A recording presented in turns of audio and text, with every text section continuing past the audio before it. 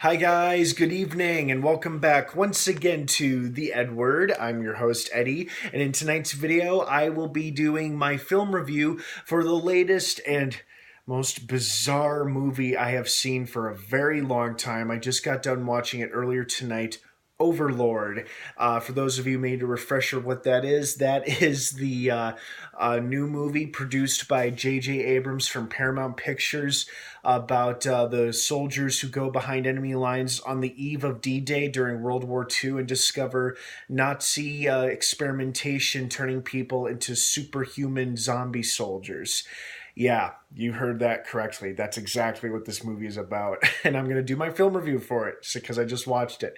Now, before I go on and on, of course, please be warned this is a spoiler filled review. Again, if you've not seen the movie Overlord and you'd like to see it in the next couple of days, do not keep watching or listening to this video as I will be going into detailed spoilers and favorite key moments from the film. So, again, if you have not seen the movie, do not keep watching or listening to this video. That being said, spoilers starting from here on out, starting now. Wow. What a movie.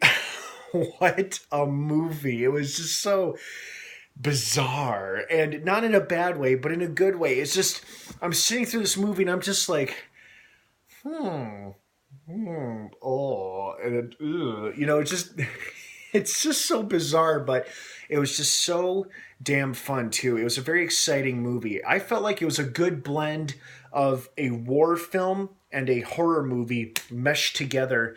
And that's what Overlord is. I mean, yeah, the plot is pretty ridiculous about American soldiers discovering that Nazi scientists are conducting secret experiments on people, trying to turn them into superhuman soldiers for the 1,000-year reign of the Third Reich or some crap like that.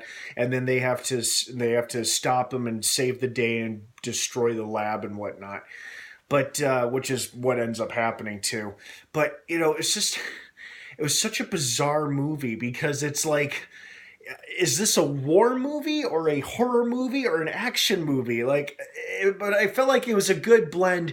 It was a good blend of all three of the genres, I felt like, because you had some awesome scenes where our heroes were just beating the hell out of some Nazi scumbags. That was extremely satisfying to watch. They just pounded the hell out of the Nazi douchebag, who, by the way, plays uh, Balon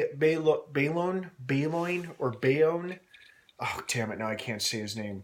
Uh, well, anyway, the main Greyjoy from Game of Thrones. In fact, there were a couple of actors from Game of Thrones. Balon Greyjoy, the guy with the fleet, the Iron Fleet, was the main Nazi scumbag in this movie.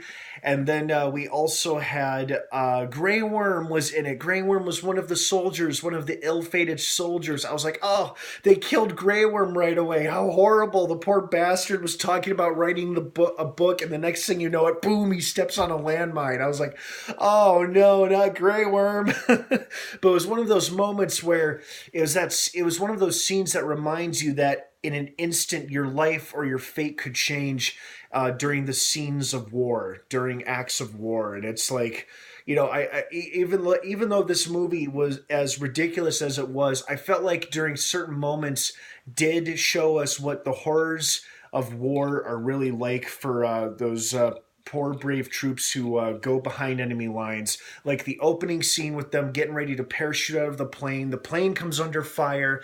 They lose half their men, and there's just like enemy fire coming from the ground, and all the guys are panicking. It's a very intense opening scene. We have a lot of inexperienced, nervous young men there, and I felt like the scene was realistic enough where, because it's way before we're introduced to the zombie concept, but I felt like, you know what, this is probably pretty accurate what it's like to be on a plane that you're about to jump out of behind enemy lines, and then it comes under attack. I mean, it was intense. It was well shot, well filmed, but I thought to myself, God, that must be terrifying to go through in real life. Absolutely horrifying. And the movie goes on, of course, and you've got a typical like misfit military unit where you got the smartass like the guy Tibbet. You have the kind of naive photographer Chase, who ends up becoming a superhuman zombie. You have our lead character Boyce. I thought he did a great job. Everybody did a great job. And then you've got our kind of mysterious badass corporal who doesn't take shit from nobody, and then eventually becomes the hero and saves the day and whatnot.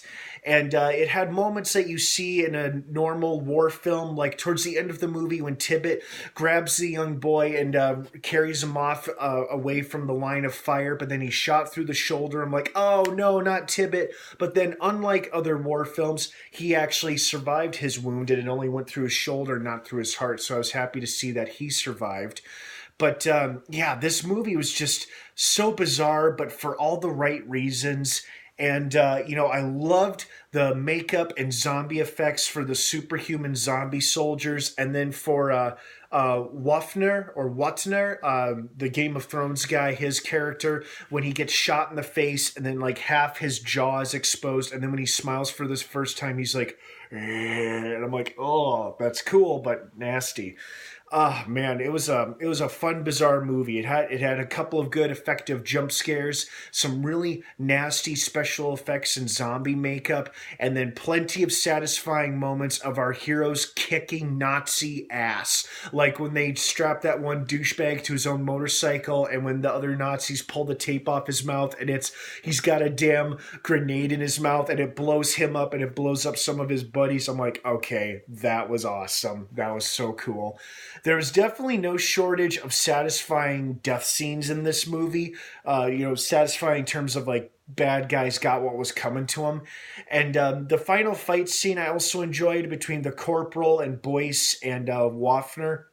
I was kind of hoping that the corporal would actually turn a lot faster because I knew he was going to inject himself, and I thought we'd have a cool zombie on zombie fight. But it was pretty cool that he got to go out holding this the stick or bundle of dynamite the way he did, blowing up the main Nazi bad guy and all the super soldiers as well.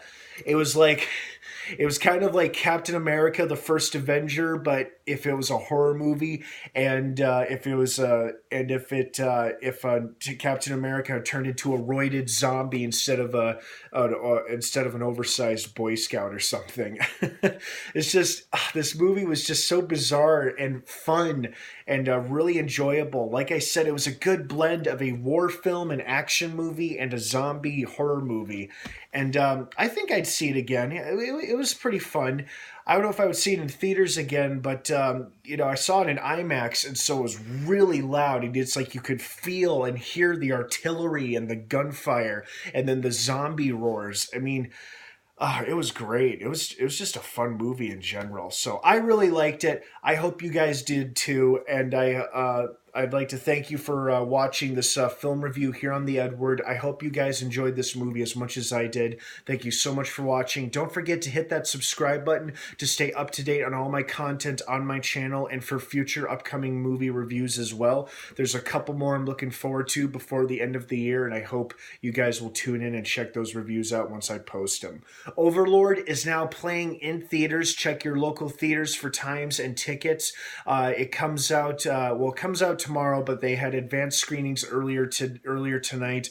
It's a fun movie. I think if you enjoy zombies, if you like horror movies, you're going to enjoy it.